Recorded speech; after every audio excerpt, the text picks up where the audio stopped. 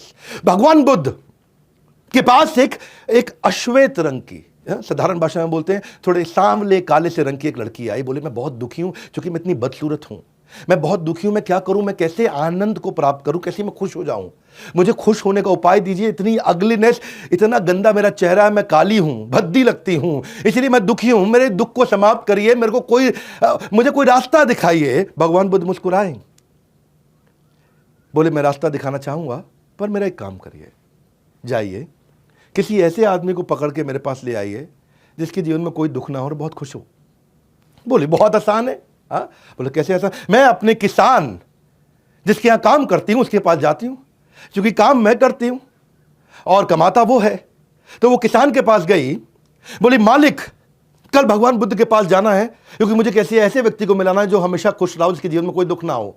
तो मालिक कल आप मेरे साथ चलिए। तो किसान ने बोला कि भाई मैं तो खुद ही बहुत दुखी हूं, मैं कैसे चलूंगा, मैं आपको डिसअपॉइंट नहीं करना चाहता। बोले मालिक आपके पास तो जमीन है, पैसा है, खाना है, आप कैसे खुद दुखी हैं? तो किसान ने जवाब दिया कि मेरे पास जमीन है, खाना है, पैसा है, लेकिन ये सब कुछ मैं जमींदार को दे देता हूं।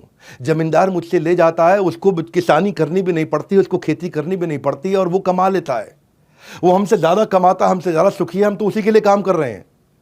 तो बोली ओके नो प्रॉब्लम, मैं जमींदार के पास चली जाती हूँ, वो ज्यादा सुखी है। तो जमींदार के पास जाती है और बोलती है कि भगवान आप मेरे साथ चलिए, मुझे भगवान बुद्ध के पास जाना है, किसी ऐसे व्यक्ति से मिलाना जिसके जीवन में कोई दुख ना हो।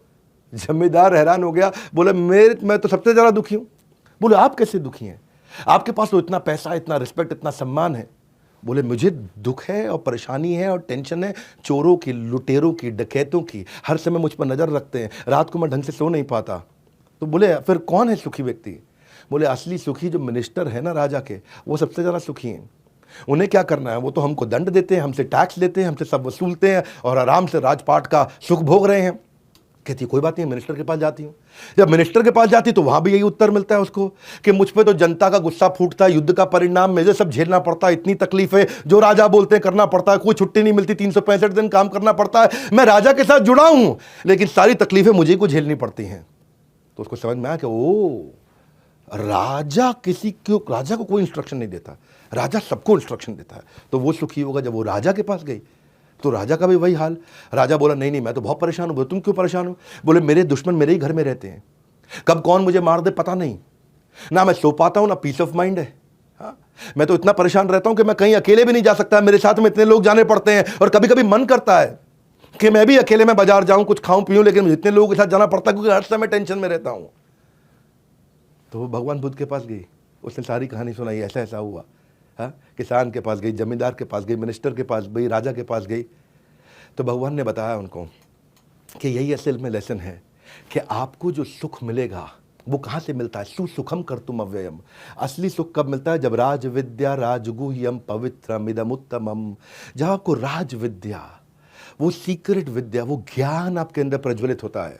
खुशी पाने के लिए खुद प्रयत्न करें, दूसरों पर निर्भर ना रहें।